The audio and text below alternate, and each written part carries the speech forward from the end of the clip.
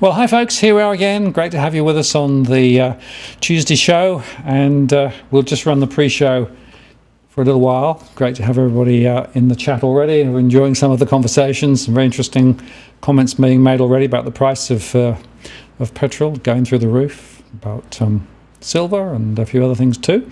And I think we're going to have a very interesting conversation. Robbie's with me already. He'll bring him on in just a second. And just before we do that, of course, we have to go through the doggy cam ritual.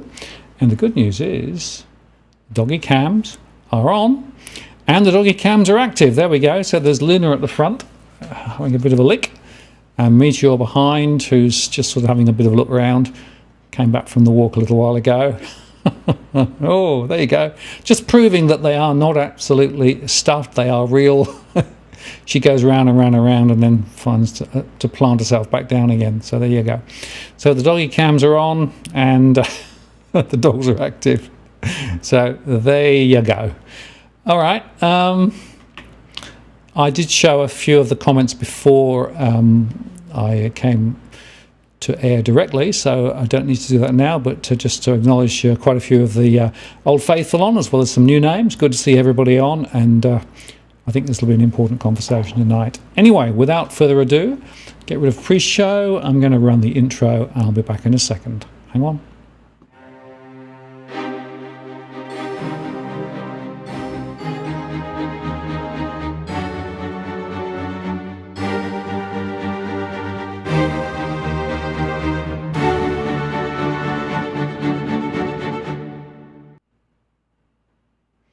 Well, good evening and welcome to this live stream on the 15th of February 2022. Martin North from Digital Finance Analytics here. Great to have you on this evening, and thanks for taking some time out of your Tuesday evening. I have Robbie Barwick teed up, ready to come in. Just before I do that, I will just remind you once again that we don't provide specific legal or financial or any other sort of advice, property advice on this channel. It's just a general conversation.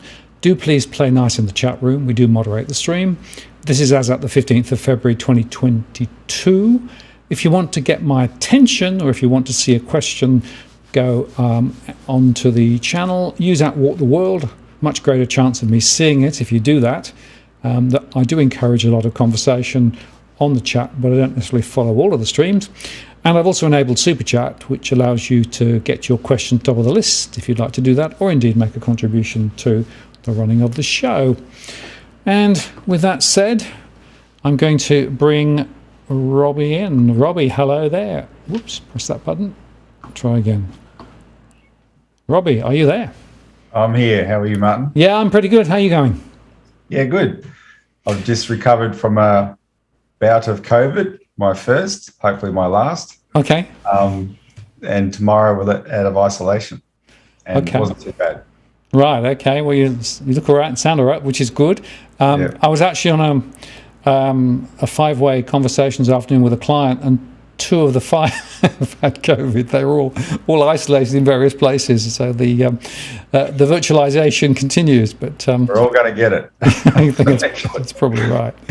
Anyway, look, it's great to have you on. And what I wanted to do tonight was really drill into financial services and the financial services industry and all of the issues around there, right? Because with the election coming up in, probably up May sometime, there are some important policy issues, but also some more strategic issues that need to be thought about around the way that the financial system works or doesn't work, who it serves, who are the winners, who are the losers. And I thought it would be really good to explore some of those issues tonight. So we might touch on, postal banks and things like that, maybe a bit on bail-in. I want to talk about some of the regulatory structures and entities that exist and why they don't work, and we'll go on from there. Plenty to cover. Yeah, well, I was going to say enough to cover for quite a long show, but we'll get going. But I guess it will be good just because not everybody may know who you are. So just give the 50-second thumbnail, if you would. Yeah, I'm the research director of the Australian Citizens Party. We're an independent political party that's 34 years old now. So we're probably the most successful of all the alternative parties. Certainly the the most long-lasting. A lot of parties rise and fall like flashes in the pan. We haven't. We got re-registered last year, even though they made the registration threshold harder to try and weed out smaller parties, but we're not a small party. We got covered in the financial review last week because of how much money we raise, and how much money we raise reflects actually how much support we have in the community, which you wouldn't know if you went by the media because we're hardly ever reported. But the money we raise doesn't sit in a war chest somewhere because it reflects the money we spend, because we're always fighting campaigns, and your regular viewers would know that, Martin. We don't wait for elections. We will be contesting this election. We've got quite a good slate. We did election campaign launch last week, which people can go to our website and watch and see our election slate and our what we call our fighting platform of 15 priority policies. But you've got to have you can't wait around for elections. You've got to influence and intervene in the system between elections, and we do that very well. And you've been a great help in that regard, mobilising the Australian people to get involved in the political system. And we did a tally at the end of last year. In the last 4 years, we have achieved 6 parliamentary inquiries and had legislation introduced in the Australian Parliament 4 times. That's what this so-called minor party has done the last 4 years, starting with our big bail-in campaign in 2017. So, and we focus. We have views on a lot of different things. Last time you and I talked about Russia and Ukraine, and we can get onto that at the end if we have a bit of time. But if we really at the end, Robbie, we'll cover it. At the end. But why do we focus on the financial system, and why we're going to have this discussion tonight? Because the economy is the be all and end all, really. The financial system is supposed to serve the real economy, and it doesn't. It's broken. Now there's still a certain infrastructure that you get to use it, every day, etc. mostly, but don't ever fall foul of it, because you'll be a victim and you won't get any justice from doing that. But more fundamentally, in terms of the financial system facilitating the things that make an economy successful, it actually doesn't do that. And we have to overhaul the whole thing. And a big chunk of it is the banks, but a more important chunk is the government's responsibility, the regulatory system. And we've done a lot of work on exposing the flaws in there, and that's what we should drill down into tonight. Absolutely. And just to re-emphasise, we think that financial organisations and the financial system is a critical part of the infrastructure of the way our economy works, right? But it's who serves who for what purpose. That's the critical question, right? Because at the moment, it's all the wrong way up. In other words, everybody else is subservient to meet the needs of the financial system, and the financial system, it basically generates profit for its shareholders and does very well for itself and for its shareholders, but it is actually essentially pulling value out and sucking people and resources and everything else away from the real economy into this artificially created financial system.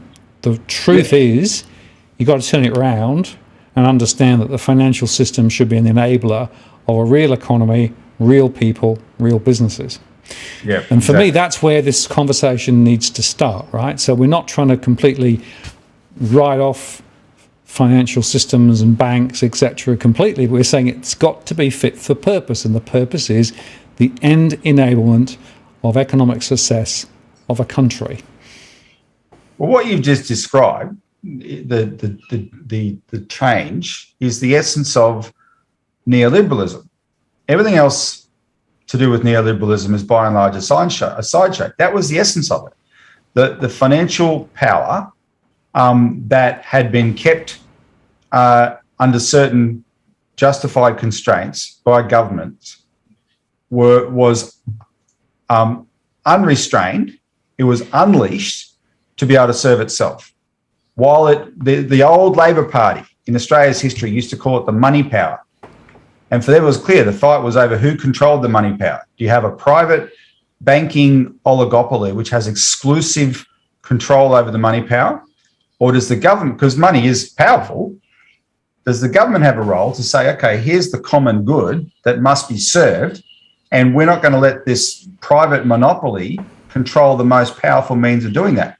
We're going to play a role. We're going to use regulation. We're going to use public financial institutions that can also deploy that money power to make sure that it serves the community. And that's the system we had for decades and decades and decades. And in the 70s, neoliberalism came along in the form of Thatcher and Reagan and Hawke and Keating here, Roger Douglas in New Zealand, Rogernomics over there, the Thatcherite revolution, and totally turned that on its head. And they told us, they used all this jargon about how good it was for us. They ridiculed the bureaucrats, and they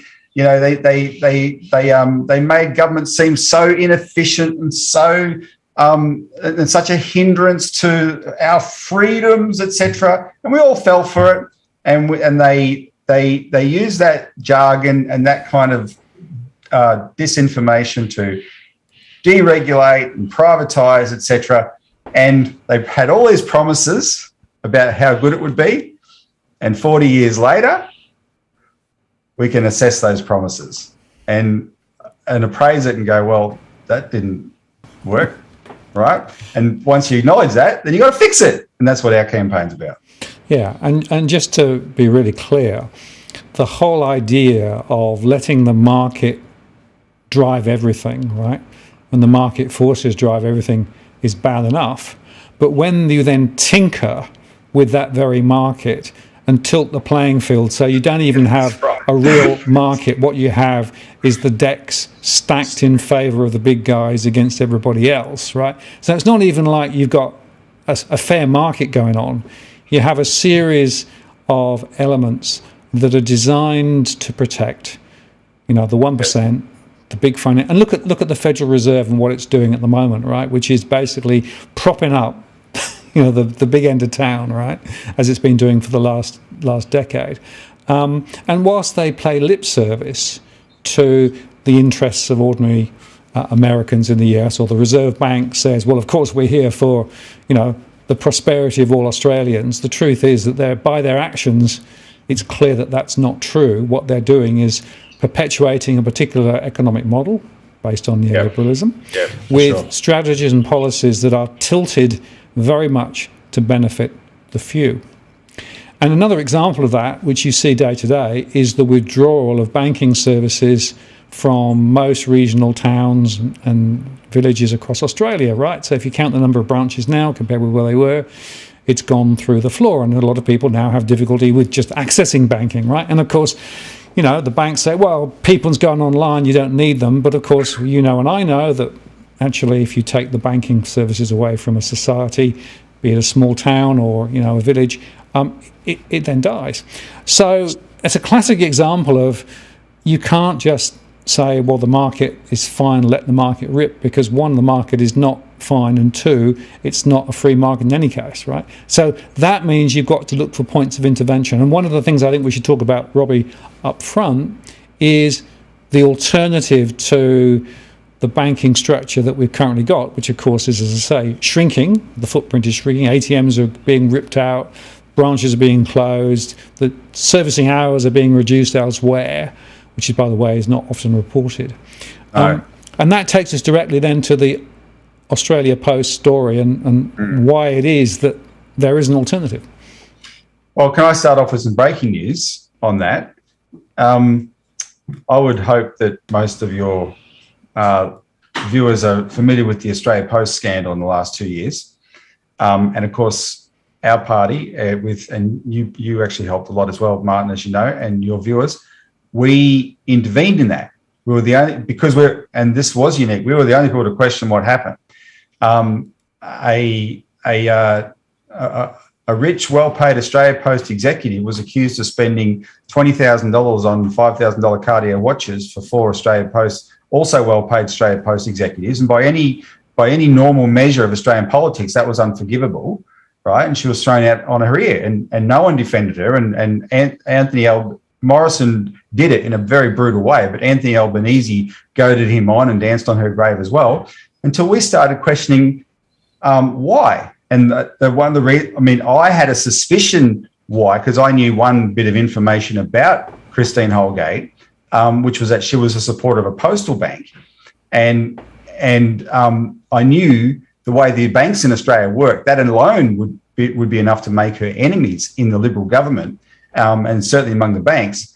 But then I called up, I saw this newspaper report where the executive director of the Licensed Post Office Group, which represents all the small business people who manage the 2,850 post offices around Australia that are run as small businesses, Angela Cramp. And in this article, Angela Cramp said Christine Holgate was the best CEO Australia Post ever had. And I thought, well, that's pretty unequivocal.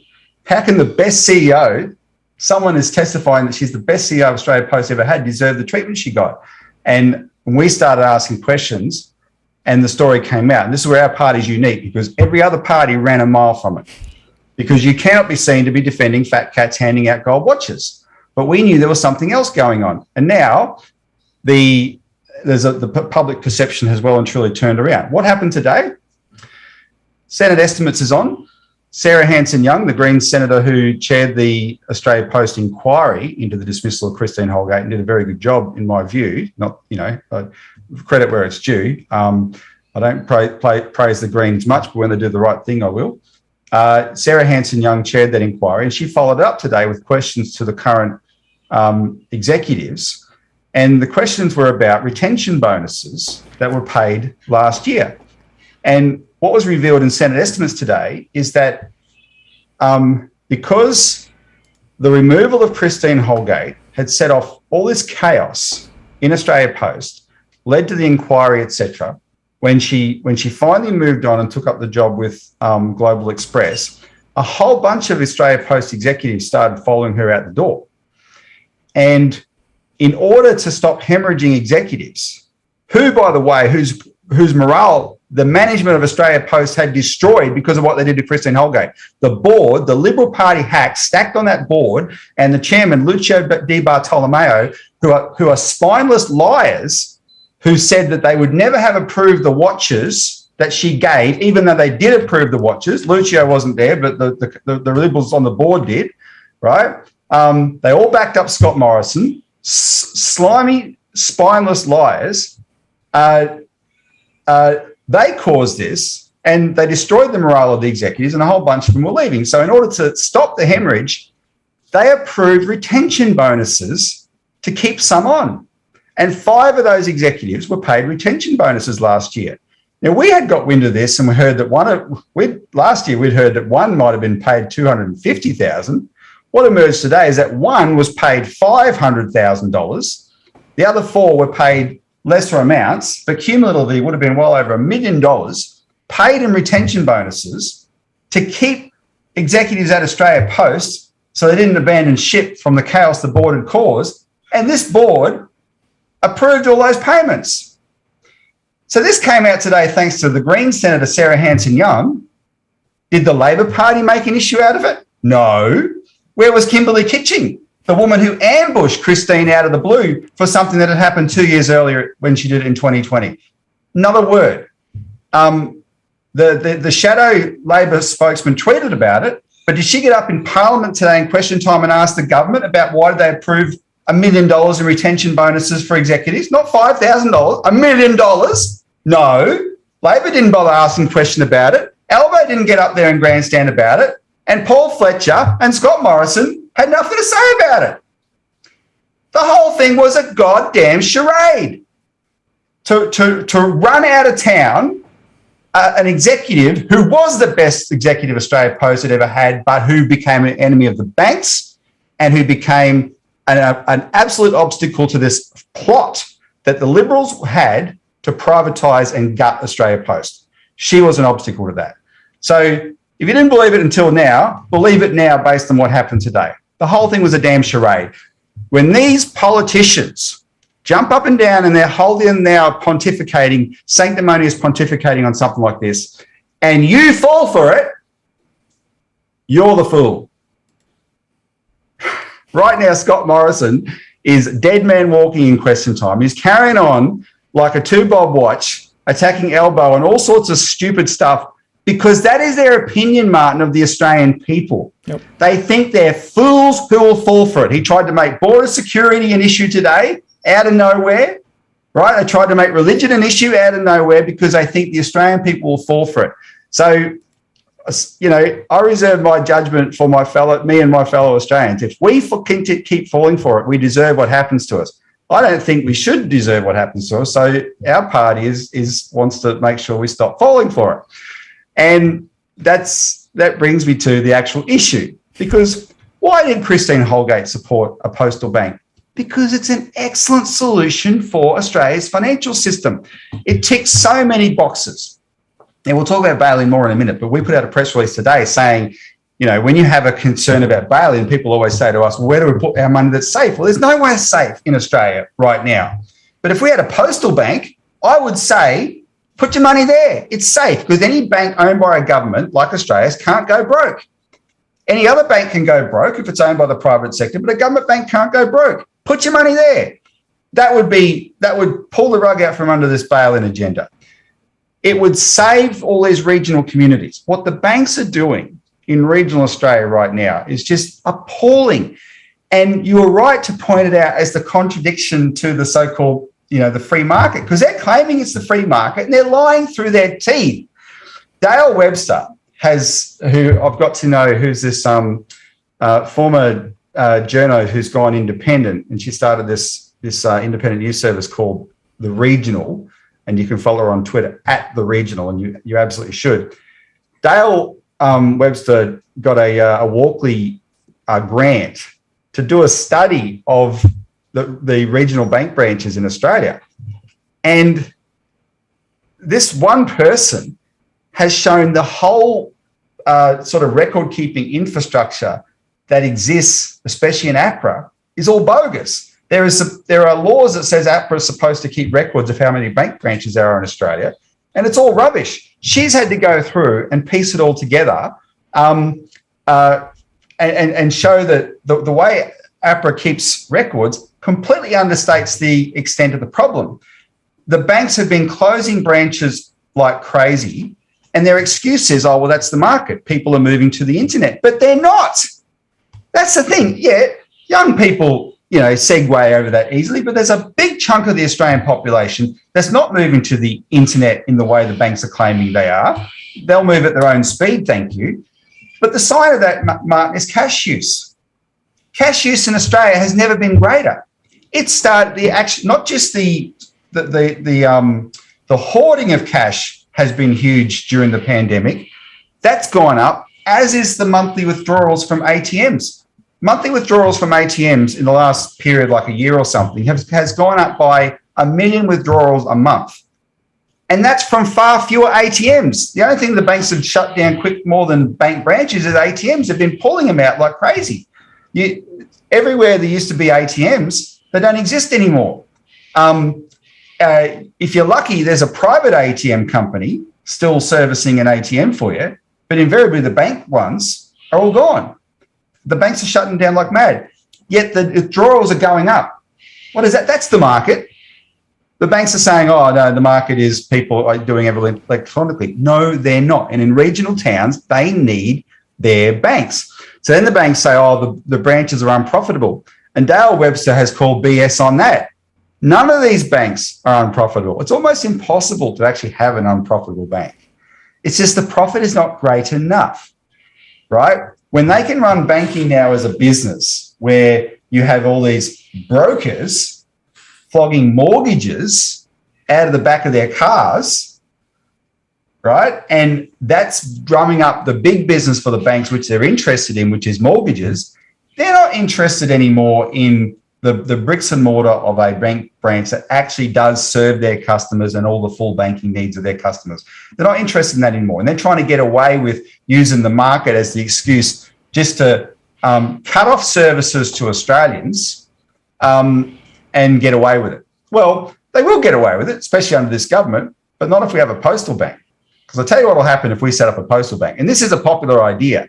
We just have to get people to see it's realistic that it can actually get passed. if you have a postal bank in Australia, straight away, it'll do two things. One is all those communities out there will be serviced by banking services again, bricks and mortar. You go in and you can have your exchange your cash and do all those sort of things. The banking service, the face-to-face banking service will be there. That's one.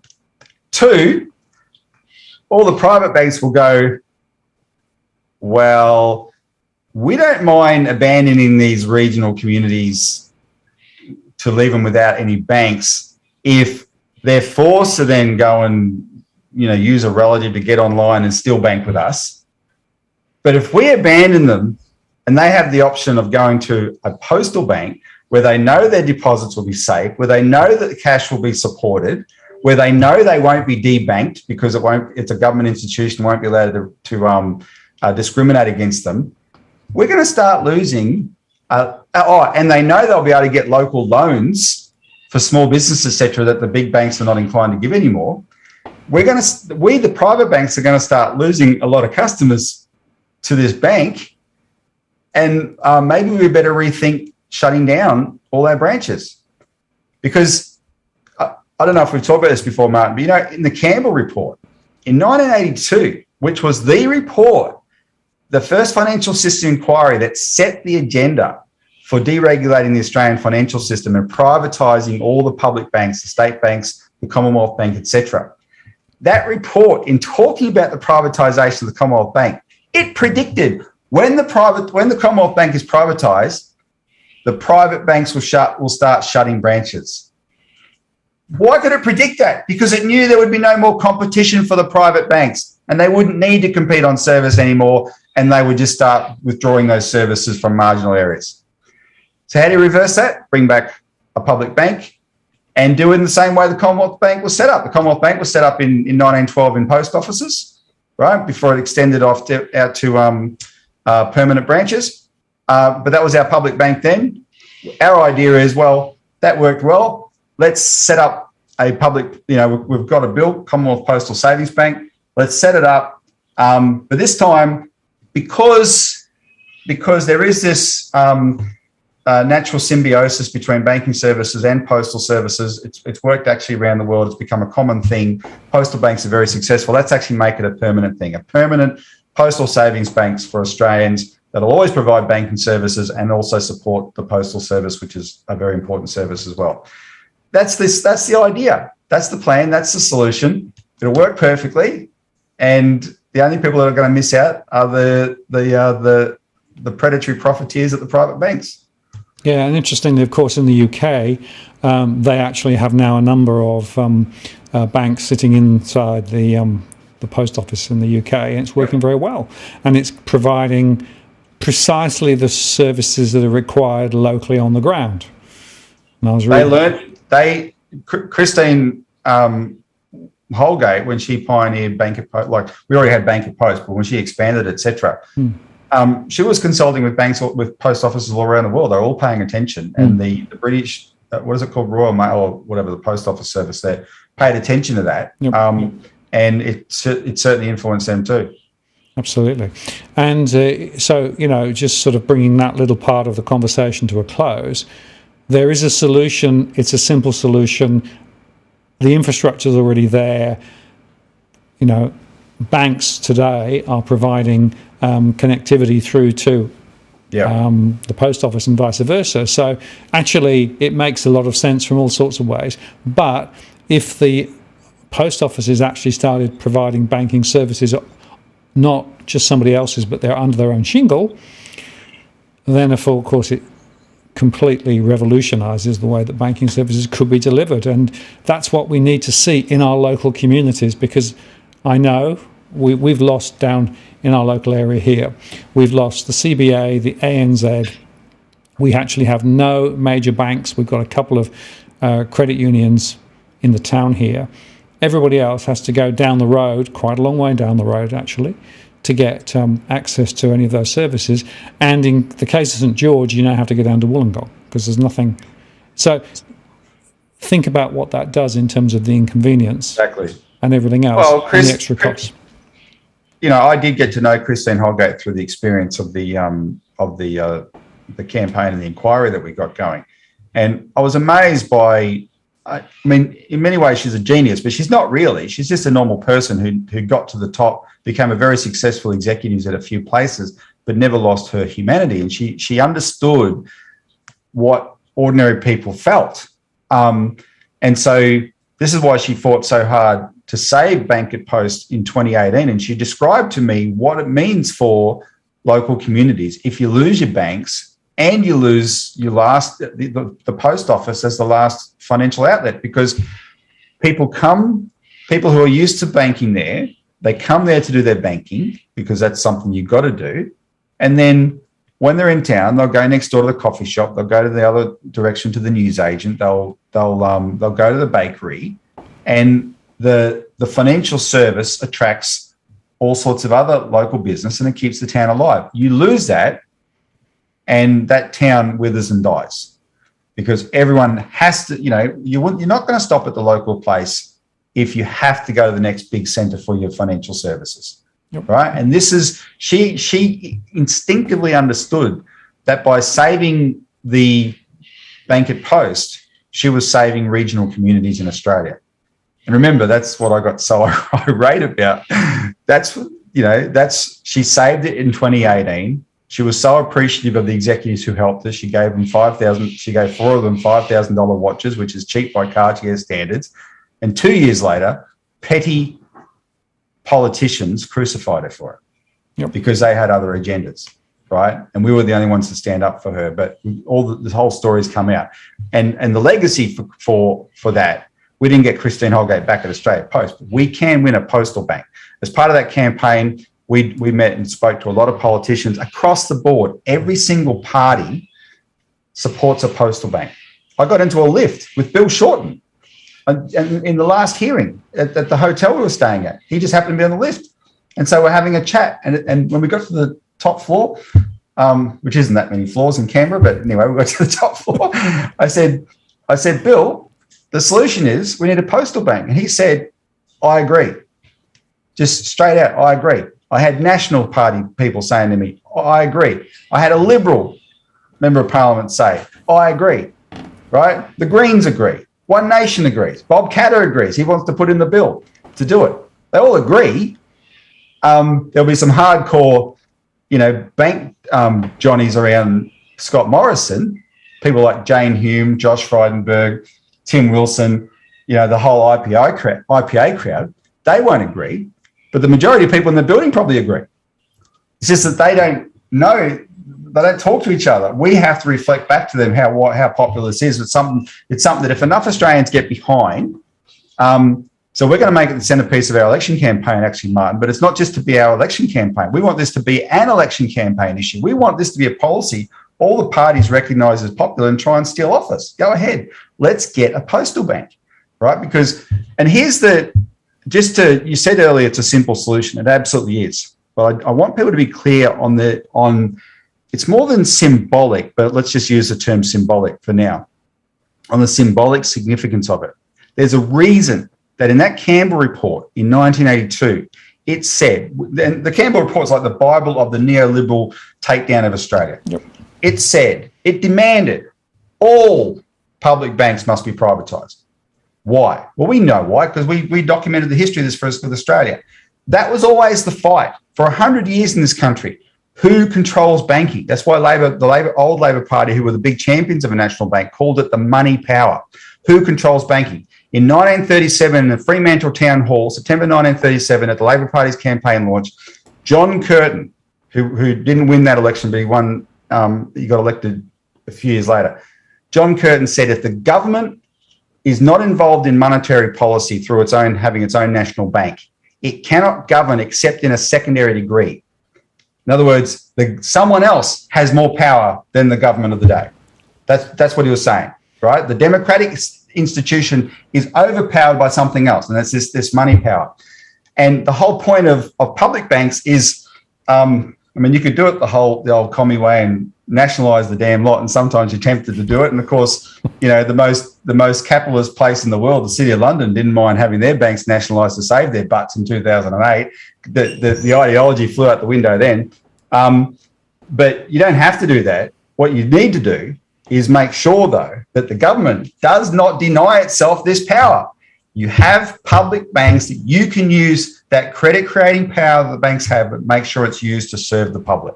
That's what they do. And for the ideologue neoliberals, they despise this because all their ideology is window dressing to cover this power grab. This is the core power grab. And that's why it's symbolically very, very significant. If we can get this postal bank up, it's the first foot in the door. We want a whole national banking system. We've got all sorts of legislation and plans for a development bank, an infrastructure bank, and overhauling the Reserve Bank, etc. But if we can start with this postal bank, we are finally winning the battle back against this plot to take down our country, this neoliberal plot that was laid out 40 years ago. Yeah, and Robbie, one other point. If you look carefully at the senior leaders within the current incumbent government, right? It's interesting how many of them are ex-merchant bankers, yes. Right? So they are basically wired, I would say perhaps even more than wired, to think neoliberalism, to think, the way that, we spoke about earlier on, but they are not actually representing the broad opinion across the political landscape in Canberra or beyond, or indeed in the country, right? They are wired and connected to the financial system itself. And it's like they're incapable of thinking outside of that. And I think we've met them all.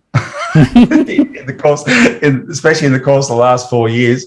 The first one we had a run-in with was Jane Hume herself, who we promptly nicknamed the Senator for Bankers. She did the original bail-in inquiry, and then an inquiry into the Glass-Steagall bill we got put up, and showed us that this former banker, NAB, Deutsche Bank, Rothschild, this former, she's from those three banks. Josh Frydenberg's from Deutsche Bank. Even what's his name? Little Proud, he's a former banker. Whole bunch of them are former bankers. And the one who's not a former banker, who's Scotty from marketing, he's actually more a banker's suckhole than the rest of them. I mean, that guy is the worst of the worst. He has never met a banker whose butt he doesn't kiss. And then I sometimes laugh when he carries on in answers in question time, where he'll say things like, "We stood up to the banks." How do you?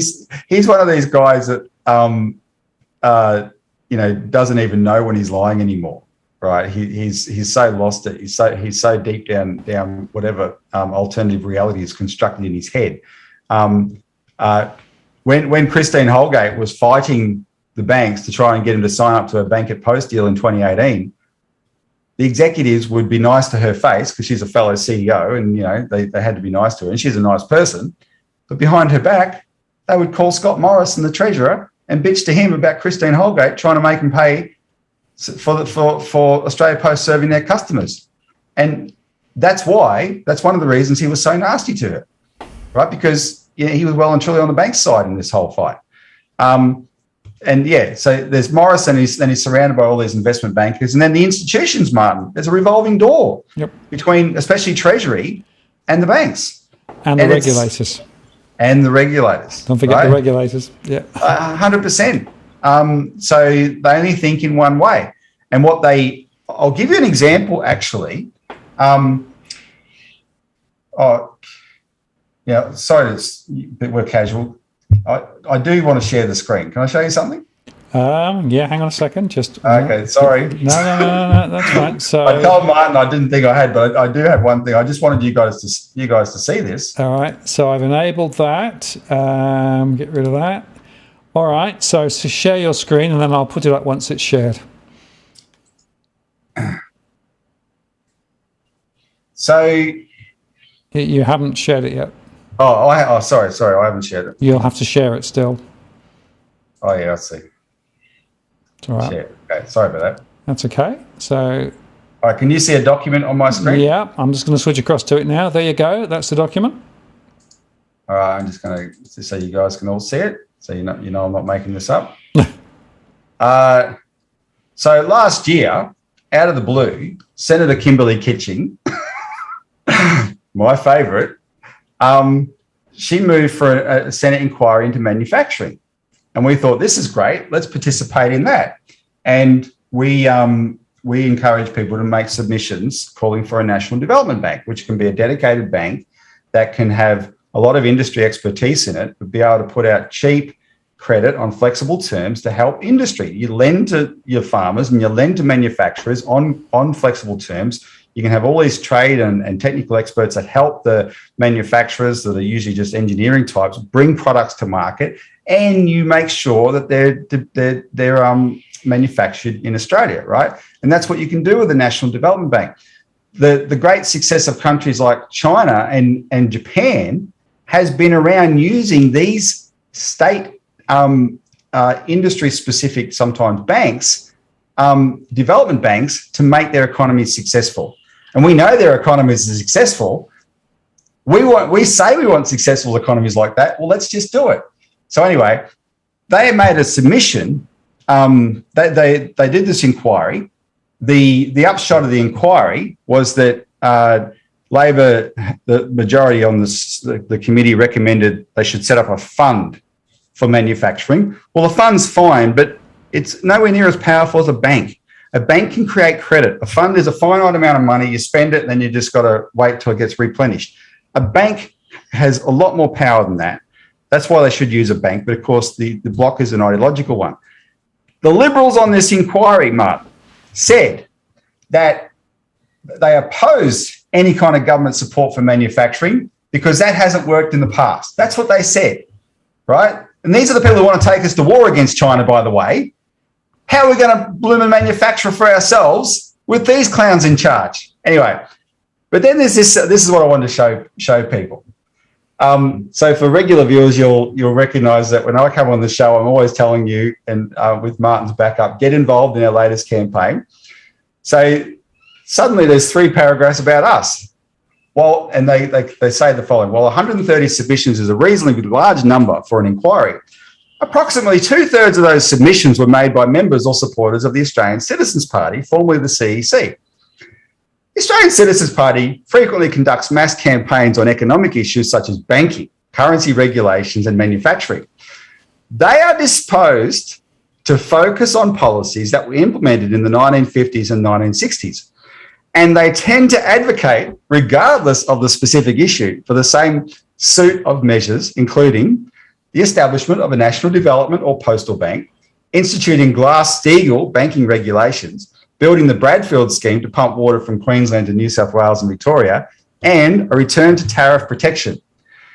The Australian Citizens Party itself also provided a submission which mirrored these themes, but also included additional modern themes such as thorium nuclear reactors and nanotechnology.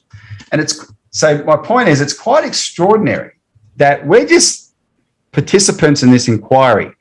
We ended up becoming a subject of the inquiry itself. Now, why? Well, Kimberly Kitching was the mover behind this inquiry, our friend, our frenemy, can I say? And of course, the secretary of this committee is the one and only Mark Fitt. And for those who are around for the cash ban campaign, you may remember that name. This Mark Fitt is the permanent secretary of this economics committee. And we have had run-ins with him since 2017. And what they're basically saying here is this upstart party thinks they can participate in our inquiries. Well, get stuffed, bureaucrats. We're going to. But the funniest thing was this line here. Now, bear in mind, this is a manufacturing inquiry. And the whole purpose of this inquiry, Martin, was to basically pay lip service to the idea we should get more manufacturing. I mean, that's what everyone talks about, right? So they say here, we are disposed to focus on policies that were implemented in the 50s and 60s.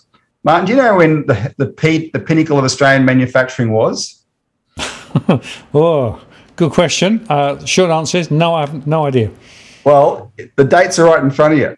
It was in the 50s and 60s. Okay, all right. That tells you something. In other words, we have identified what made manufacturing successful then, and we're pointing out to them, you want to make manufacturing successful, do what works, right? And they treat that with disdain, as this report reflects. But that's the major parties for you. They're not going to save us. We're going to have to build a movement to save ourselves, but we know we're on the right track. Yeah, and the fact is, go back a little bit what I said earlier on, and that is that the whole concept is to finance into the real economy, right? To help businesses do real things. And in my small business services surveys that I run all the time, I'm seeing more and more small businesses completely unable to get any financing from the banking system that currently exists. They can't actually innovate. They can't develop their own businesses because they can't get the finance. And if you look carefully at the statistics in the last 3 or 4 years, financing to big business has gone up significantly, but financing to small business has actually dropped. Thereby is the problem. Well, of course, our friend, I'll just share my screen again, just quickly to show the viewers this.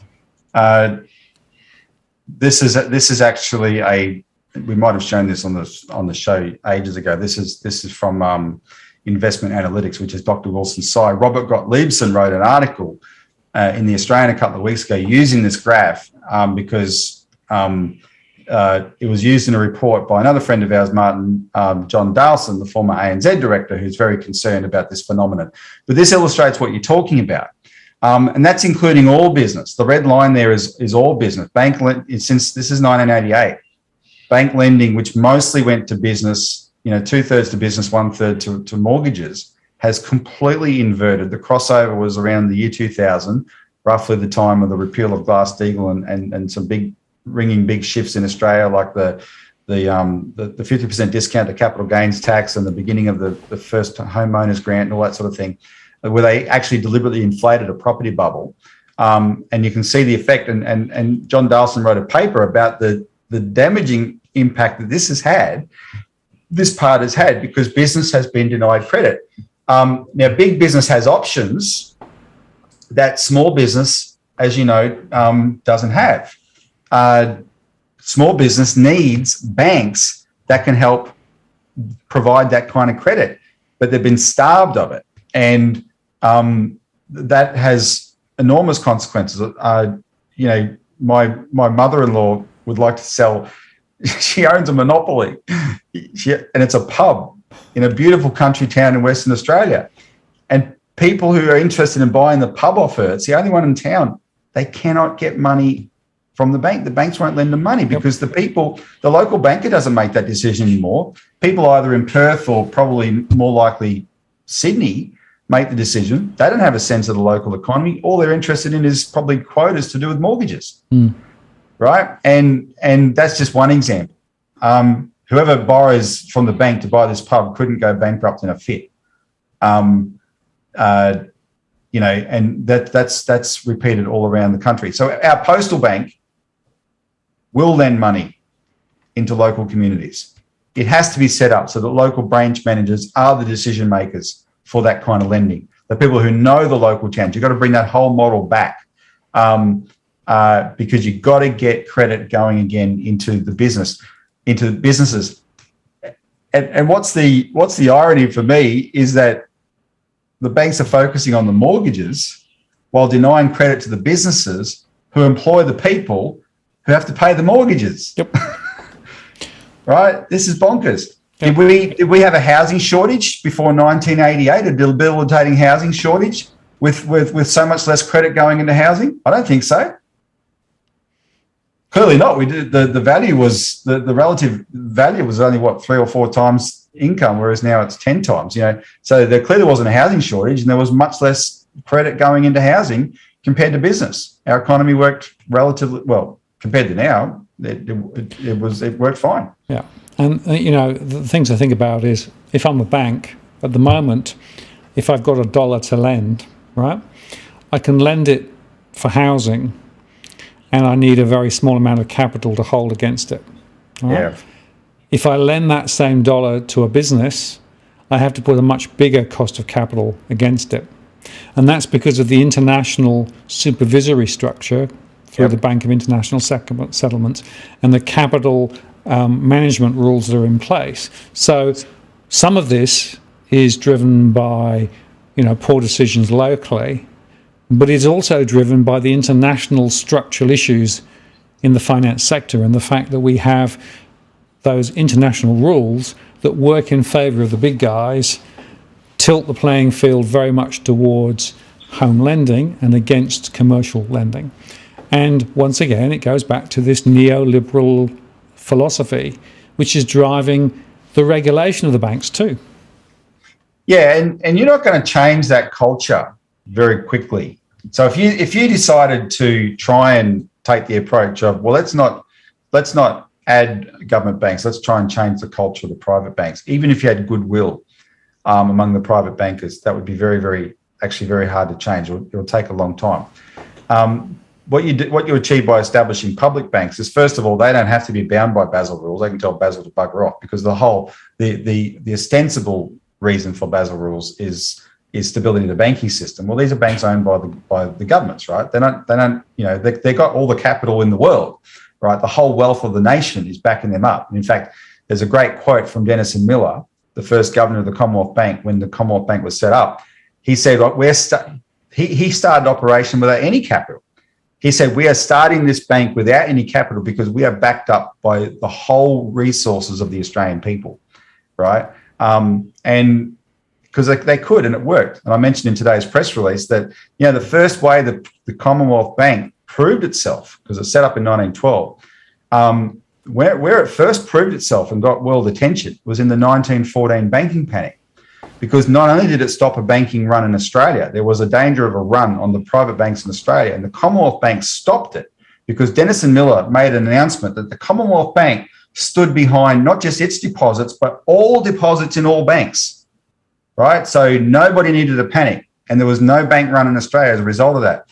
But you probably know the history a bit, Martin. The 1914 banking panic in London was the epicenter of this. It was really debilitating. All the banks closed, or most of them closed. The only bank branch that didn't close in London in the 1914 banking panic was the London branch of Australia's brand new Commonwealth Bank. It was the only one that kept open and kept operating because it was backed by the Australian government.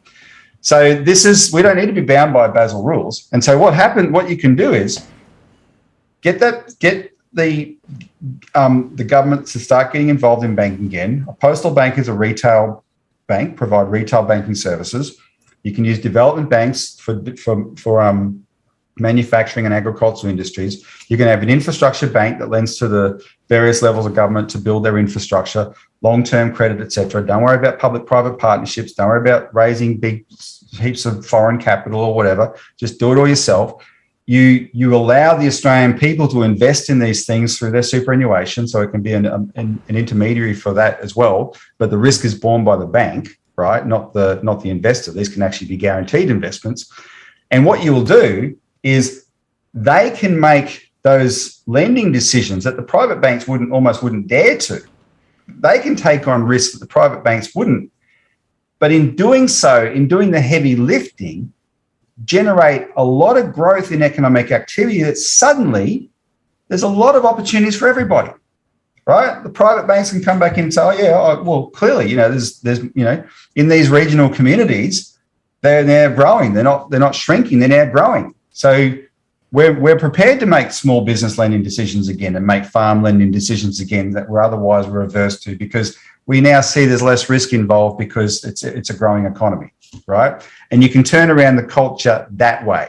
If you're not ideological, you can actually do it in a problem-solving way and quite straightforwardly. If you are ideological and you think, as Joe Hockey pronounced in February 2009, we use a clip on one of our videos. He gets up there 3 months after the global financial crisis, and he's in Parliament. He goes, "If there's one thing we've learned, Mr. Speaker, from the global financial crisis is that government shouldn't be involved in banking." I think, what planet are you on, mate? We haven't been involved in banking for 30 years. You guys stuffed this up, right? Your wife at Deutsche Bank, mate, stuffed this up, So get, those ideologues, they'll see it in a totally twisted way, and they'll never do it. But people who are just not ideological and want to solve problems, this is the solution. Let's put it to work. Absolutely. Well, let's take the conversation slightly further forward, because there's another reason why the current structure of banking is also very, very risky, right?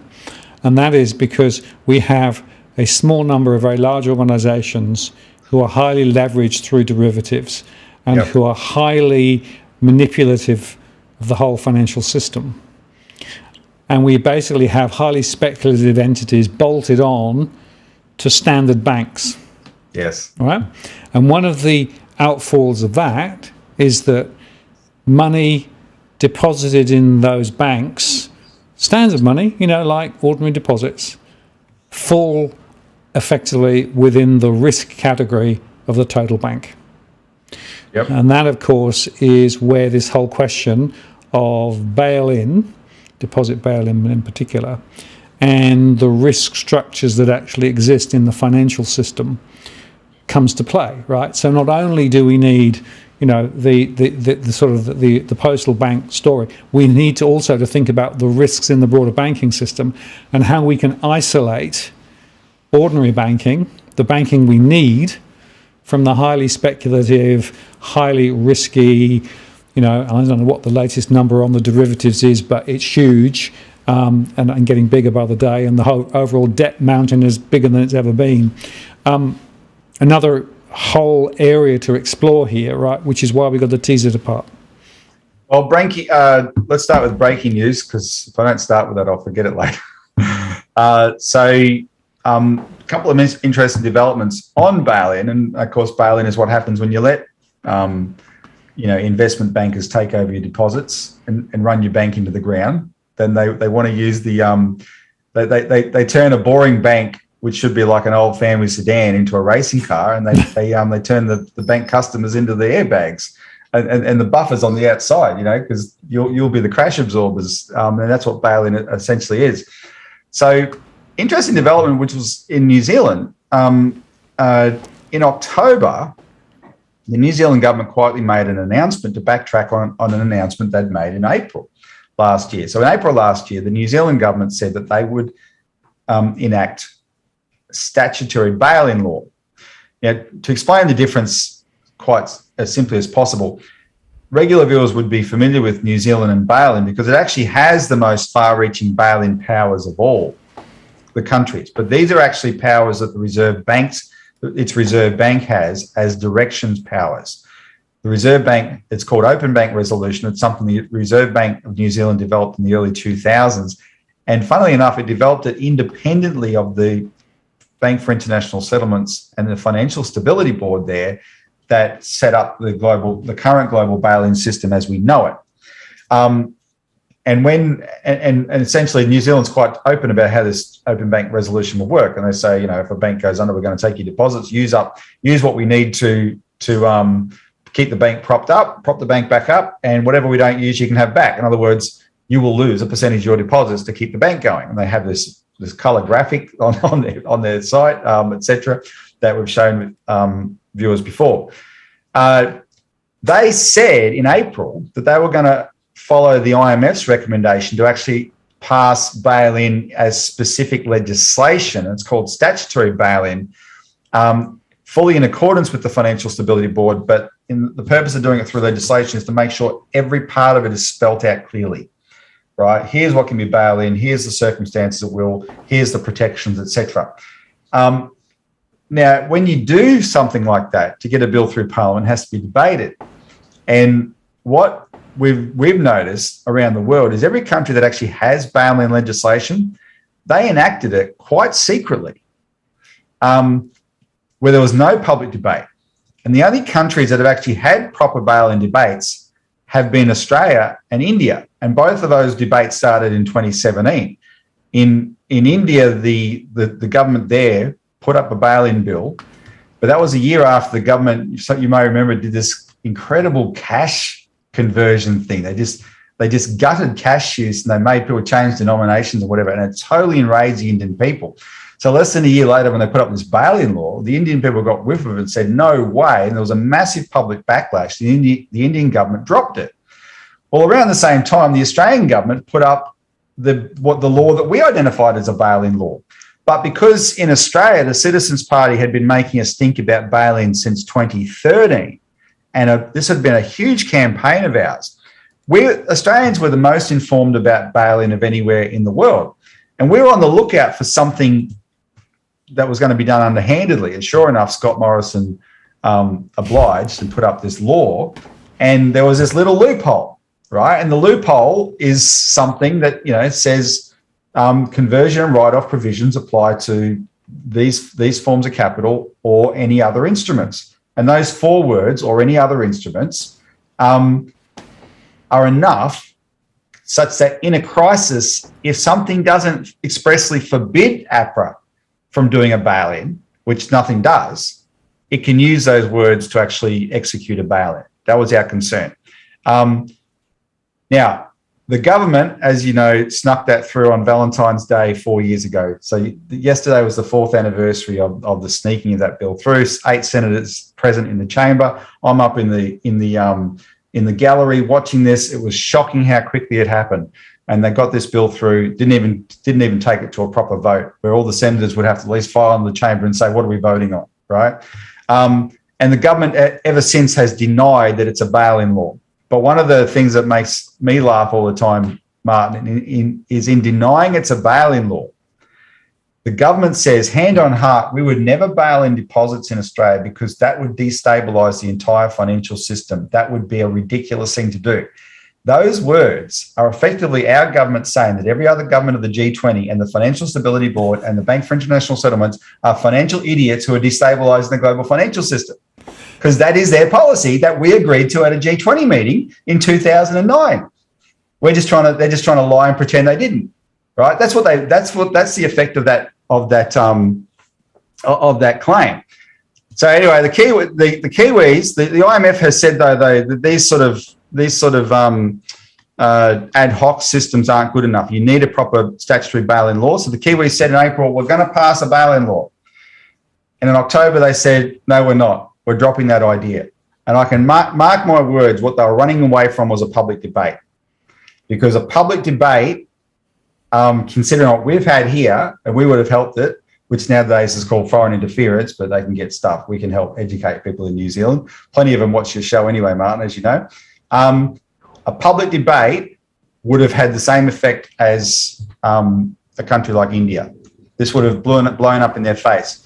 So if the Ardern government's on the run, I'm saying to Kiwis, well, keep them on the run and tell them to scrap the open bank resolution at the Reserve Bank as well over there. And Australians should take heart from that, and let's get our bail-in law completely dropped as well. And the way to do that is to simply amend the Banking Act where those 4 words are and get rid of them, or qualify them to explicitly say any other instruments absolutely never including deposits. So the One Nation Party, Senator Malcolm Roberts, has an amendment for that. He tried to pass it as a bill in 2020, and remember how that went. And actually, that exposed, a lot of people came out of the woodwork and said, yeah, bail-in is a real danger in Australia, and confirmed that we were right. The government was freaked out that they might lose votes over that bill, so they said they would negotiate with One Nation to come up with a satisfactory resolution.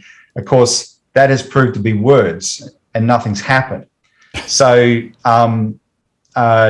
what One Nation is looking at now is there's a Treasury bill about to be put up in the next sitting of Parliament. There's only one more sitting of Parliament scheduled.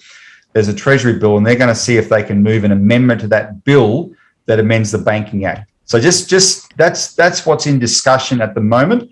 Watch this space. We'll announce it when it's a concrete plan, so that when we announce it, people can help us by hitting the phones and calling their members of Parliament and senators to say, vote for One Nation's amendment, right? Let's get that. All our amendment does, remember, Mark, we talked about this many times, all that amendment does is confirm in legislation what the government reassures the public in letters. Yep. But in letters, it's meaningless. In legislation, it's meaningful. That's all it does. And John Hewson, that very famous ex-politician and academic now, said it's a no-brainer. That's right. Pass it. It's a no-brainer. This will restore. This is us helping to restore confidence in the system. So that'll go a long way towards doing that. But apart from that, you're right. And the two options that people have to know are solutions to this is one, as I said earlier, the postal bank. Let's get a postal bank. You can put your deposits in there, right? Second, though, you still want the private banks to reform their ways, because the way people who are supporters of the Glass-Steagall separation principle, and Glass-Steagall was the American law that was in place from 1933 until 1999.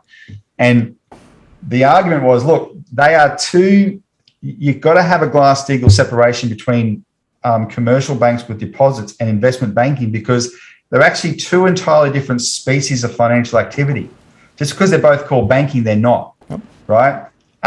Banking should be treated almost like utilities, right? Keep those banks with deposits boring, just take deposits, make loans into the real economy. That's it. That's what those banks do.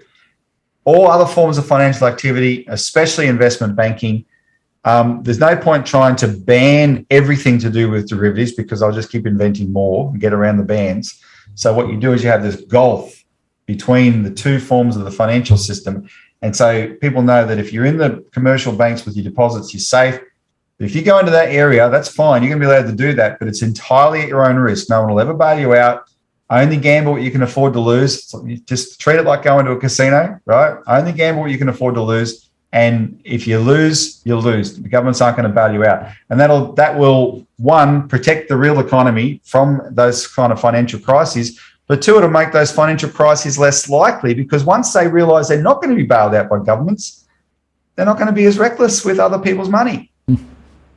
Right? And that's what Glass-Steagall can achieve. And so we've got a bill there that we've actually had introduced into Parliament twice. The Senator for Bankers, Jane Hume, shot it down in 2019. But nevertheless, it's there. It's ready to go whenever Australia wants that solution. These are the things that can be done to clean up the systemic risks that are in Australia's financial system right now. Yeah, and I'll just make the other point, Robbie. There's a fundamental difference between making money by simply charging interest on the money that you've already got, right, and taking bets on which way markets are going to go, right? That's not actually creating new money at all. All that is doing is just basically speculating on that. The other is to actually invest in real things that creates real jobs and real growth and real momentum. That's creating real money and growth in the economy, right? And unfortunately, most economies around the world have swung dramatically towards the financial engineering and the making money off the back of making money off the back of making money. To do that, you need enough mugs who are willing and able to keep paying, right? Keep paying for 35 years on a mortgage, keep paying on a buy now, pay later, or on a credit card or whatever it is, right? Because what they're actually doing is turning most people into a series of cash flows over a long, long time. And then they're speculating on the back of that and using speculative instruments to magnify the profits. But it's not real profit, it's just illusory, right? That's completely different from the banking that we're talking about, whereas what you're doing is you're actually providing real funding for real business opportunities to create real business to help them grow and create things, right? And so we've got to swing that pendulum back away from the financialization of everything back to finance as an enabler of real things. And so Glass-Steagall is part of that, the postal bank's part of that. Other point I'd make is that there's a very important observation with regard to bail-in, right? If in fact they did bail-in deposits, the government would then not need to tap the $250,000 deposit guarantee scheme, which of course keeps people comfortable at night, because of course it basically says, well, the government will pay out up to 250k for individuals or joint accounts, right, on deposit. But if they actually do a deposit bail-in, they won't need to activate that. And that's a very interesting interaction between those two things that nobody in official circles, one, wants to admit, or two, wants to talk about. They keep defaulting back to the 250k argument and say, no, it can never happen because it's 250k. But that's not the same thing as bail-in, is it? They absolutely don't want to talk about the details of that, because you're right. So the way the financial claims scheme is structured is an institution has to collapse first. And when it does, the treasurer may, not must, may activate the financial claims scheme. He's not obliged to. Scott Morrison has confirmed in writing he's not obliged to. This is open to the treasurer's discretion. And if the treasurer decides to activate the financial claims scheme, then supposedly $250,000 per depositor is guaranteed, except the provision they've made for that in total is only $20 billion. That's not $20 billion sitting there. They've made a provision to say they will somehow conjure up $20 billion to pay for it, except the Council of Financial Regulators and the Financial Stability Board, two separate institutions, one's the Australian regulators and one's the Financial Stability Board in Switzerland, have both said, well, that as it's structured is not enough to cover any of the deposits in the big four banks, because they're in the hundreds of billions of dollars each, and in fact cumulatively represent 80% of all bank deposits. So this claim scheme, even if it does work, won't be enough to cover 80% of all deposits, and that's the mechanisms as it's set up. Yep. And the thing is, the politicians say to us in response to bail-in, well, this will protect you from bail-in, but the whole purpose of bail-in, as you just said, is to stop that first step, the collapse of the bank. Bail-in happens earlier, so you never get to that point, and therefore there will be no trigger for the financial claims scheme. And politicians want to keep their head in the sand on this. Not all of them, but I must say, sadly, that I know one politician whose attention we've well and truly attracted on this, and unfortunately, he's retiring. I wish he was. I wish he was still going to be in there. One other thing quickly, Robbie, and that is, guess who dreamed up deposit bail-in? It's worth just asking that question too, isn't it? Well, if you know the certain species of animal that dreamed it up, you won't be surprised. It's a great story. The short answer is investment bankers dreamed it up. Exactly. There's one of the British members of the House of Lords who was a big advocate for he's actually still there and doing some good work. Lord Forsyth of Drumley. He did an inquiry into quantitative easing. I think it came out last year to say quantitative easing has not helped the real economy at all. But in the great debate in the British Parliament on bail-in Glass-Steagall in 2013, Lord Forsyth, who is himself a former merchant banker, he said, investment bankers are extremely adept at finding a way between the wallpaper and the wall. There's nothing they won't scheme up. And some of the things that get announced out of Morrison and Frydenberg's office, I know they're employing investment bankers to come up with these schemes.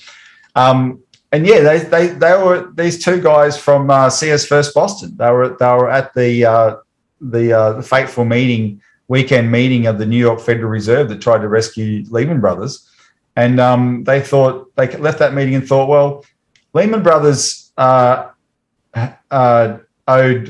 $25 billion they couldn't pay, but because they defaulted, then that set off $150 billion in derivatives. That set off a chain reaction to all these other institutions. If we had been able to get that $25 billion from their own customers, instead of bail out through taxpayers, bail in their customers, they lose the money, it would save the whole system. Yep. That was their logic. Yep. And that idea was picked up and run with. Mark Carney from the Bank of England, a former Goldman Sachs man, he was the biggest champion of it. And in fact, he did more than anyone else to make it happen. The current Prime Minister of Italy, Mario Draghi, another former Goldman Sachs guy, he was the head of the Financial Stability Board when it actually developed the policy. And yeah, it's the gift to the world from investment bankers who half of them should have gone to jail after 2008, but they're the masters of the universe.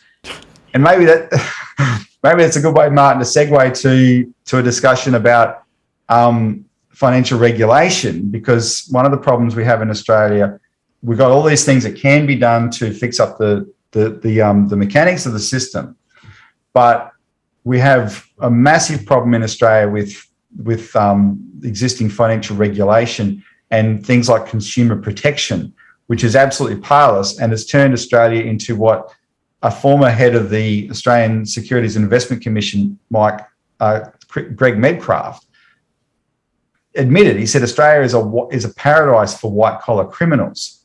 And the reason it's a paradise for white-collar criminals is because ASIC is a weak and ineffective regulator, and it's kept that way by the government because that's what the banks want. And around the time of the Royal Commission, a former ASIC lawyer came out and said, yeah, when I worked at ASIC, I was told your job is to do what the banks want, right? And what that doesn't just allow the banks to, prey on people. There's financial predators all over the place that get to just devour unsuspecting, unsophisticated investors. And if they fall victim to this, Martin, there's never any justice, right? So another update from me is that we've been involved in this Sterling First inquiry. And Sterling First was the collapse of this Rent for Life scheme, where most of the victims were in around Mandurah in Western Australia. But it's a relatively small collapse. 140 people fell victim of this, but these are elderly, vulnerable, sick, chronically sick, and sometimes terminally sick people.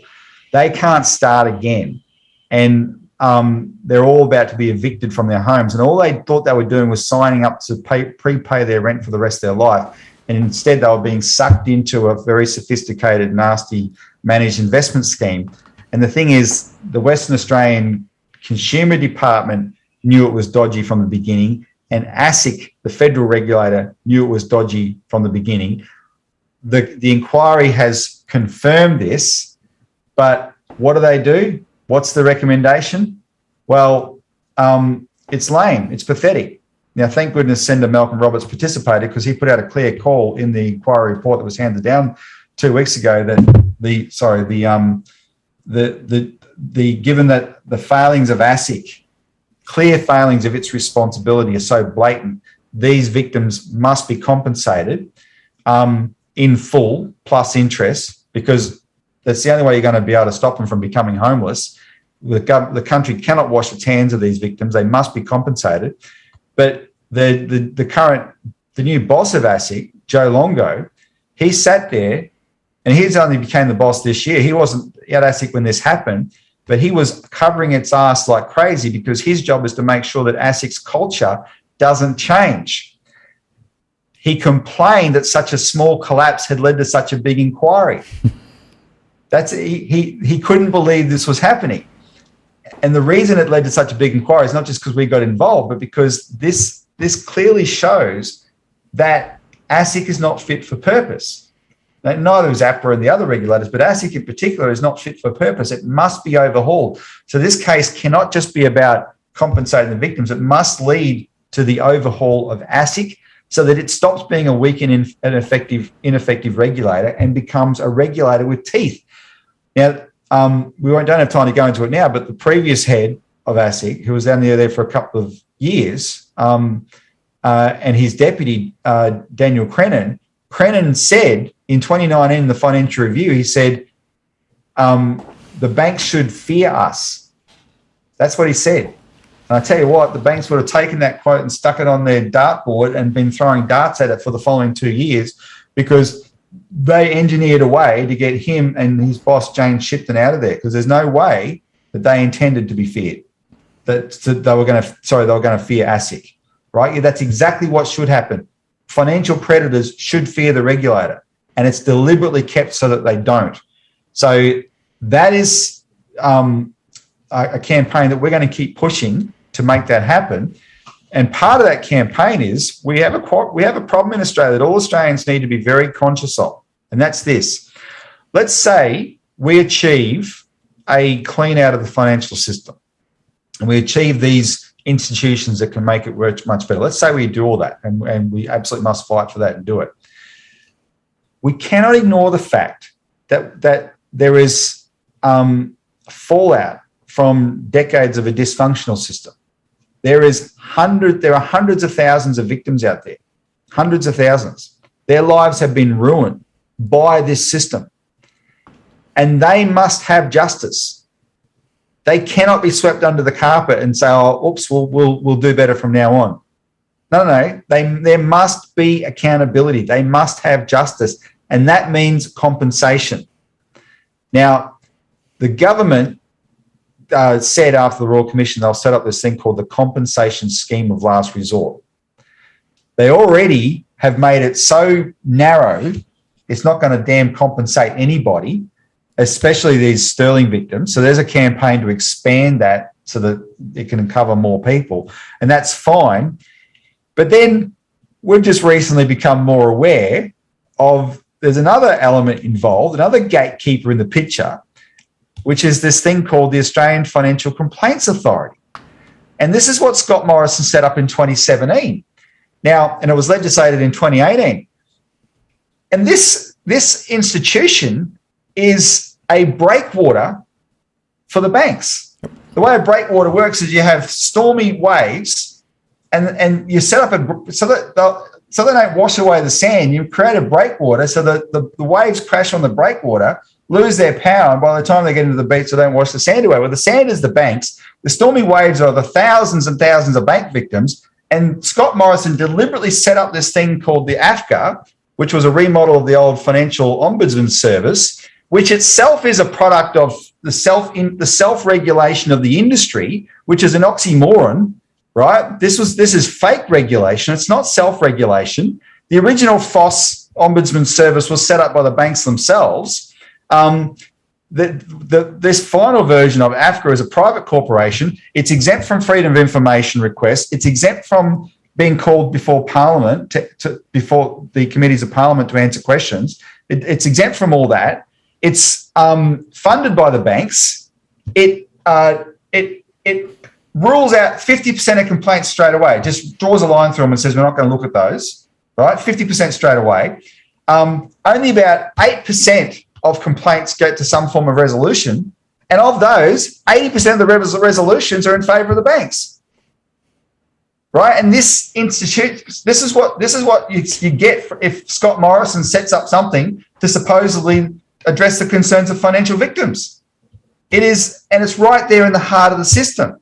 The whole thing has to be overhauled. There is no goodwill in these institutions to serve the Australian people, right? So these inquiries become quite instructive because you start unpeeling the layers of the onion, and you see, because you have to be in a certain position to actually be able to unpeel them. What just comes out is you see the dysfunctionality of the system, but the deliberate intent behind that dysfunctionality, and that's both demoralising because it's like, how corrupt, no wonder we're a paradise for white-collar criminals. But then on the other hand, it's enlightening and empowering because now we know exactly what we have to clean up. So all these things, the book has to be open on it all, and we have to clean up this system. I went to an event in the Hunter Valley just before Christmas where the independent financial planners invited me to come along and be part of a political panel, actually, that included your former Premier there, Nathan Rees, and someone representing the Liberal side of politics, and we had a bit of a chin wag and a debate among ourselves. But these financial planners were pointing out that there's just from managed investment schemes since 2008, there are 200,000 victims who collectively have lost $40 billion, Martin, just from 2008. And the reason that's significant is those are the victims that the Commissioner of the Royal Commission, Kenneth Haynes, said all their cases should be looked at. $40 billion losses shared among 200,000 victims. And so the question, people would say, you can't compensate all them. Well, how much money did Josh Frydenberg forgive in JobKeeper overpayments and payments that weren't required? Well, totally, $40 billion. So if they can do that, they can solve this problem with financial victims, and the Australian people need to demand it, because if it hasn't happened to you yet, it will. But Robbie, the point about that is that's not the full extent of the stupidities and the bad handling. That's just the tip of the iceberg, right? Because as I talk to quite a few people through my surveys and beyond, I get the same stories again and again about the banks essentially not doing the right thing by their customers. There's no real. I mean, you can use the complaints department within the bank, but that doesn't really do that much. You can then go through to AFCA, and that doesn't do very much. No. And then there's nothing beyond that, right? So basically, a lot of people just give up, and that's really the problem. We are actually in a situation where the whole structure of the way that the banking engages with its customers is biased in favour of the bank against consultants. It's very hard for individual customers to get, the things that should just be, the normal standard things, right? Yeah. And so the whole concept of holding people to account and compensating them is a complete anathema to the politicians and to the banks.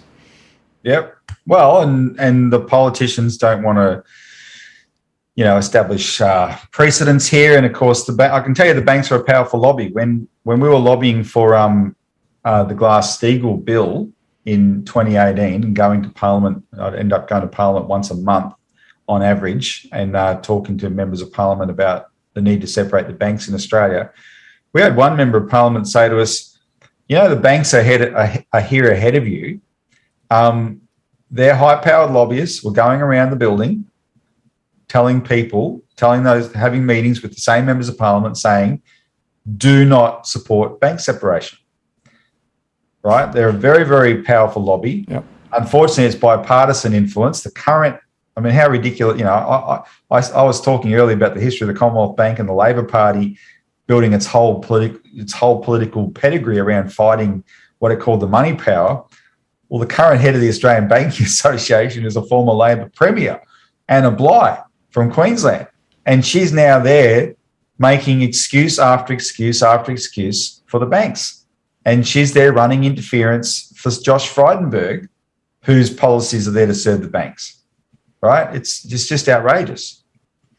Yeah, it's engineered into the very fibre of the way that economics and the society works. That's why it needs to change, because it's not actually fit for purpose. So that's my sort of take up. And I've been working in the banking and the financial sector for years and years and years, and it's been getting worse and worse and worse.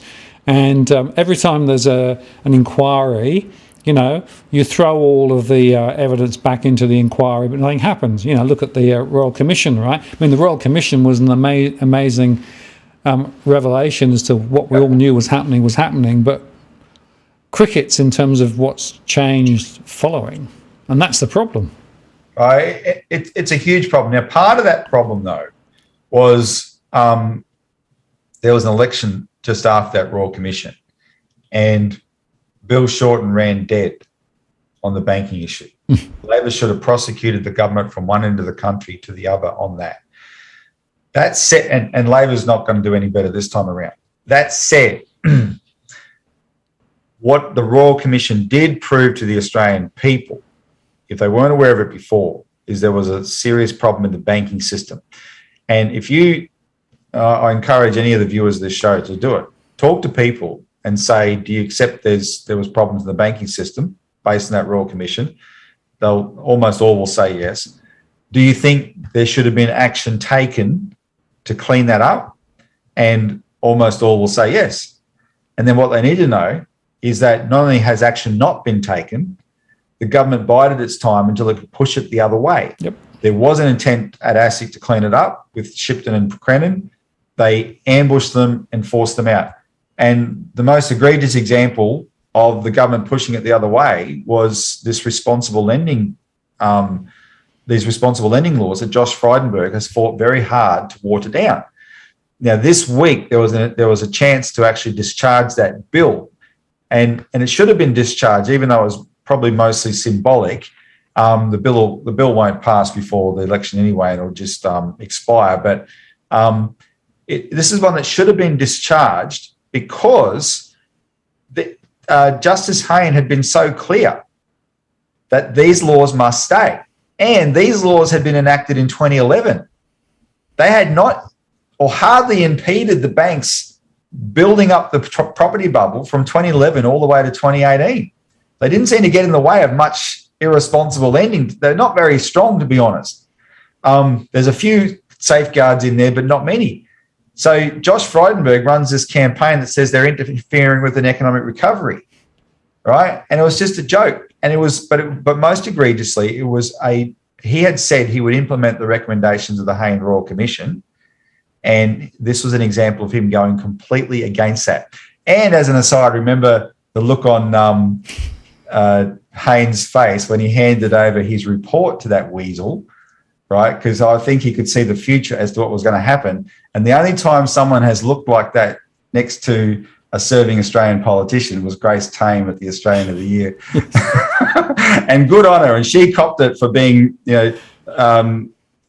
Jenny said she should have showed better manners. Well, I wonder if Jenny would say that to Justice Hayne from 2019, right? Because he had the same look of contempt on his face for Josh Frydenberg, and so he should have had. And it was borne out. It turned out to be true. But the reason I'm saying what the Australian public would think is because our slogan for our political party is citizens taking responsibility, Martin. Because we don't have the luxury to stomp our feet and say they're not listening to us. The government is a reflection of the people. We have to make, if the system's not working, it's up to us to make it change. And that means more engagement, right? That's why we've come up with all these solutions, etc.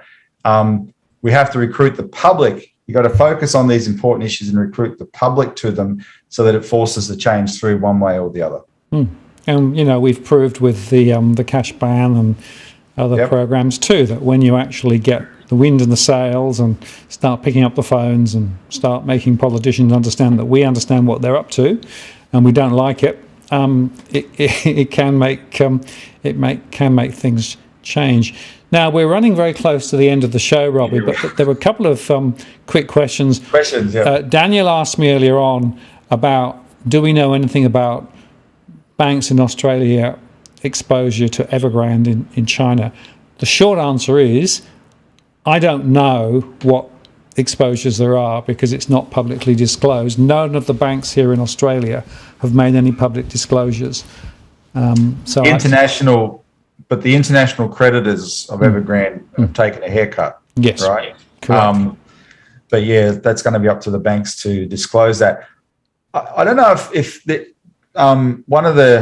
when I try and combat anti-China disinformation, Martin, you can see that one of the statistics I've drawn up from the Department of Foreign Affairs website is, as of 2 years ago, there was actually more Australian investment in China, slightly more Australian investment in China than there was Chinese investment in Australia. I know. And so the idea that, China's buying us up and, we can't reciprocate. Well, somehow we do reciprocate. So I don't, those investment figures though, I don't know if that would include Australian bank exposure to Evergrand. It may. I don't know how those figures are actually structured. They might be characterised in different ways, but there may be something there. It'll be up to the banks. That's a question you have to ask the banks, and because they're private businesses, they can tell you what they feel like. But none of the analysts, because I listened to some of the analyst calls over the last few days, none of them asked that question. Interestingly. That said, don't assume whatever the exposure to Evergrande is any worse than the exposure to the mortgage market here in Australia. Yeah, that's probably right. That's a bigger risk, right? Inflation rising, talk of interest rate rising, even the bear, Christopher Joy. Is he called Christopher Joy? Yep. Because he looks like a bear. Even he said 2 years. When was it? 2 years or 3 years after arguing with John Adams publicly that there wouldn't be a crash, even he now is saying that the inevitable interest rate rises will mean a crash in the property market. And I think they underestimate it all because there's all sorts of layers to this. When they're trying to analyse these things, they regard them as rather contained. Maybe they will be, but they could easily be completely uncontained. our market has, they've kicked the can down the road for so long, they cannot foresee everything that can possibly go wrong. That's why things do go wrong. But, if they can foresee everything, most things wouldn't go wrong. So whatever, all the things they're looking at, the holes in the dike, they run out of fingers after a while, and you can't keep plugging them all. And one of them turns into a big gush, and then suddenly the bank washes away. So yeah, that's the scenario that we could be facing, and it'll, relative to us, it'll be bigger than Evergrand. Absolutely. And this other question came up from Cookie Boy a couple of times. Your thoughts on the RBA and Phil Lowe. I thought that might be a good place just to draw the conversation to a close, Robbie. Well, two thoughts. One is talk about not fit for purpose. It's fascinating that New Zealand raised interest rates twice last year, and that's the closest economy and style financial system to us because they're our banks in New Zealand, right? Our banks own their banks. So they raised interest rates twice based on the inflation concern, while our Reserve Bank was in total denial that this was an issue. This year, Phil Lowe has changed his tune and had to acknowledge this is an issue. He's acknowledged that he's foreshadowed interest rate rises in Australia. So the writing's on the wall. But to me, that means that last year he was bullshitting the public, right? This was damage control. This was narrative management. And is that what the governor of your central bank is supposed to do? That's the question. But of course, these central banks are part of a club. The whole Basel Bank for International Settlements system is a club. Basel is the Bank for International Settlements is known as the central banks of central banks. These guys and people like Phil Lowe from the RBA and, what's his name, Wayne Byers from APRA, they go and serve their time at Basel before coming back to Australia and running these central banks. So they make their decisions in coordination with that international superstructure that exists above the banking system and above government. And that's the problem we have with all of them. Phil Lowe is the one there at the moment, but they're not there. I do not regard them as having their primary mission is to serve the Australian people. They serve an international financial system, and the stability and what's the word, welfare, I suppose, of that financial system comes first. Yep. They'll rationalise that to themselves till the cows come home. That you've got to have that stability because then everything will become chaotic. But I would say, no, we need to have a financial system that actually serves the people, and that's why governments have to get more directly involved and stop letting these supranational institutions dictate to us. And on that note, we have an article in our magazine a few weeks ago written by my wife, Elisa Barwick, on the RBA and this question. And she was commenting on this phenomenon, like Senate estimates is this week. And for the last 2 or 3 years, Senate estimates has had this drama where Guy DeBell, never Phil Lowe, but the Deputy Governor, Guy DeBell, has come to the Senate estimates, and you've got Malcolm Roberts, Jared Rennick, and Nick McKim, those three senators, and they've lined him up and they've asked him similar questions. But they're trying to get accountability out of the RBA. No one else in Parliament's interested. Those three senators are interested. So Senator Malcolm Roberts, of course, One Nation, Nick McKim's a Green, and Jared Rennick's a Liberal from Queensland. They want to get accountability, and more power to them, so they should. But one of the themes is to the RBA, especially in the pandemic crisis, is what can you be doing? You've just created all this money to prop up the banks, $200 billion. Why can't you do that to help out the financial system? And of course, DeBell gives these mealy-mouthed answers, etc. Well, in this article, Elisa identifies that even though the RBA is independent, there is a mechanism in the RBA Act to acknowledge that there could be differences of opinion between the government and the RBA. And if there are differences of opinion, even though the RBA is supposedly independent, that mechanism exists to resolve that disagreement so that the government can give direction to the RBA.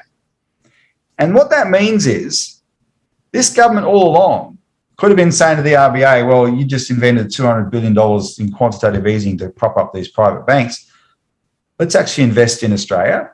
Let's set up a small business lending division, right? Let's set up a manufacturing lending division, or et cetera. Or you could create the actual bank like we say, but it's the RBA that finances the bank. The bank is a specialised institution that does the actual lending, but the RBA provides the credit for that, right? Let's do that. This government, and this is not the RBA's fault. The RBA is just run by apparatchiks that are part of that system. This is the responsibility of the government. The government cannot hide behind this independence of the RBA to say our hands are tied. No, they're not. They could have been making the RBA do this all along.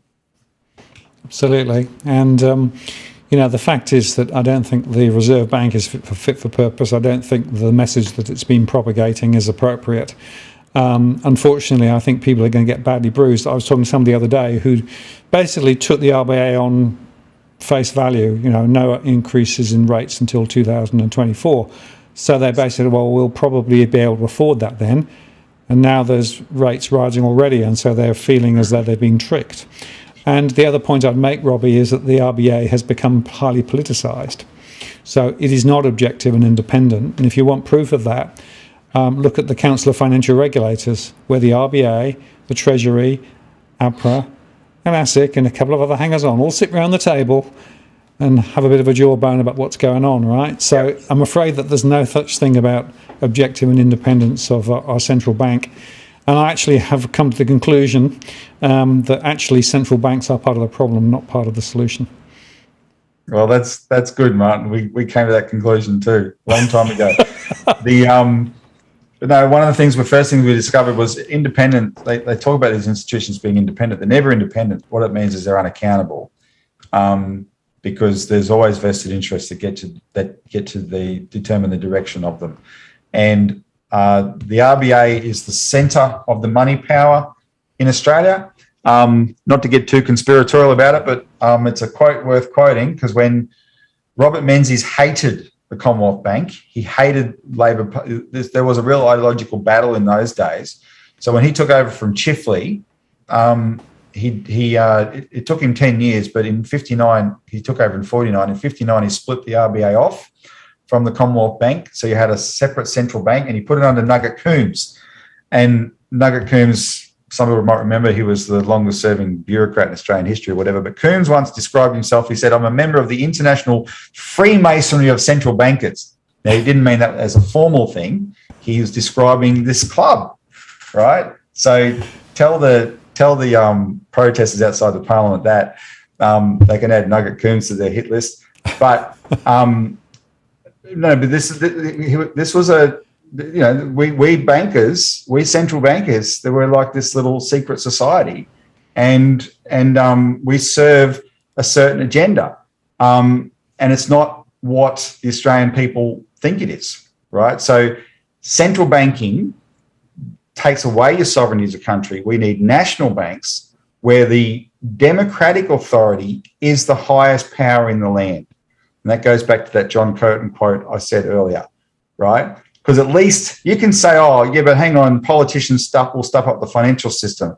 Well, we've all gone through 2008. That doesn't scare me anymore. Private bankers know how to stuff up the financial system even more thoroughly with the kind of gambling they've allowed.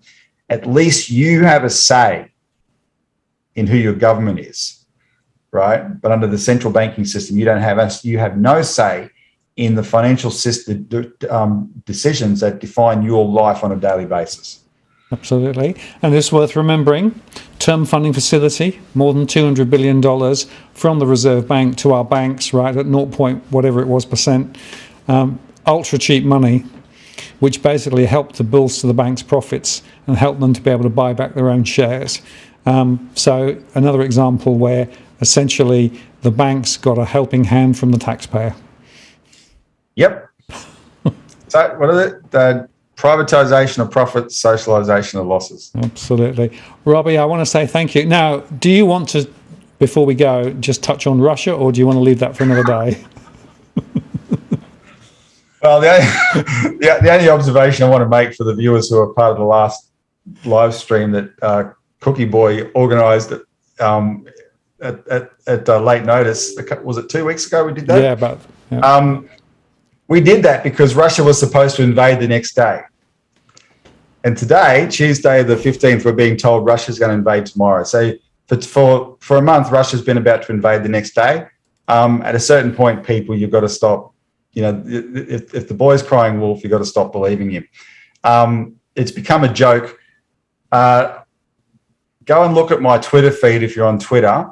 This is much more serious. I tweeted today something I regard as very serious because on that show, I showed you those images of actual Nazis in Ukraine, Martin, and the history of that. Well, today, I think he was set up somewhat, but today Anthony Albanese got up in the Parliament and what he's trying to do is, the Labor Party are cowards on national security. They're trying to make sure that they can't be wedged from the government and be accused of being soft on national security. So he gets up today and he expresses his solidarity for Ukraine. But he said he actually met with the leader of the Ukrainian Association of Australia, a person who he named, who is actually the current global head of the organisation of Ukrainian nationalists that was started 83 years ago by this Ukrainian Nazi named Stepan Bandera. It's the same organisation, and this is the disinformation that's going around there. We were just our opposition leader was actually able to say that he met yesterday with an organisation with a Nazi pedigree, and it just no one blinks an eyelid because we've got Russia and China so demonised in our minds that anybody opposed to them must be good and anything they do must be bad. And that is wrong. It's ignorant and it's dangerous. And if I say much more, you might have to adjust your decibel levels. Well, I would say to people, if you want to see what Robbie thinks about Russia, just go and look at that earlier show. It's still up there. I have to say, Robbie, you certainly polarised the audience last time, so that's why I sort of tiptoed towards this at the end of the show. and can I one quick rant about China? Kimberley Kitching misused and abused parliamentary privilege last night to name that that ASIO is working with the government, desperately trying to turn this into a khaki election to scare you all about a Chinese invasion. So you vote for that Darth Vader creep named Peter Dutton and ignore every abomination that they've visited on us for the last 3 or 4 years. And they think that kind of thing works because they have utter contempt for your intelligence as Australian people. And they've got allies in the Labor Party, and they're all in the pockets of the Brits and the Americans. And the worst is Kimberley Kitching, the same cow who threw Pauline Hanson in Australia, sorry, not Pauline Hanson, Christine Holgate in Australia Post under a bus, in order to feed this narrative of Chinese interference in our election like they care. Seriously, we've got tickets on ourselves in this country. She names this Chinese businessman, and she had to do it on the parliamentary privilege because the media, the anti-China media have been going this guy for a while, and he sues them in Australian courts and he wins repeatedly. And the judge, and this is not just because of the power of defamation law, because they have no evidence. This is part of a made-up narrative. His name's Dr. Chow Chak Wing. If she had said it outside, she'd be getting sued, right, and lose her house. She's been sued before and lost her house, by the way, because she's quite loose with the truth, Kimberley Kitching, and she did it again.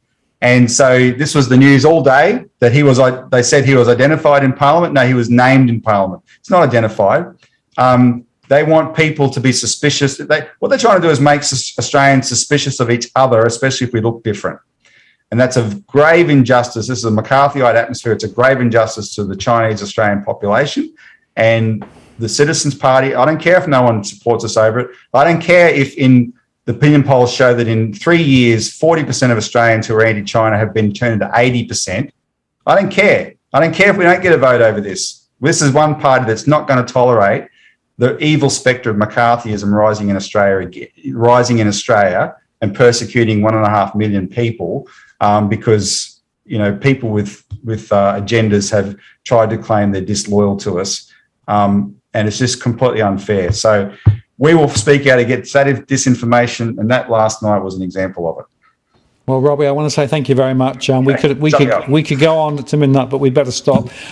Thanks everybody for their questions. I didn't get them all up, but hopefully we've covered a few important ones. But the key point here is it's worth thinking hard about the financial system. And as the election comes forward, there are some thoughts here that you can throw at your politicians and throw at those who actually might come and knock on your door and ask them some hard questions about banking and finance and regulation, all those things, because it's critical that we actually get some change. Yep.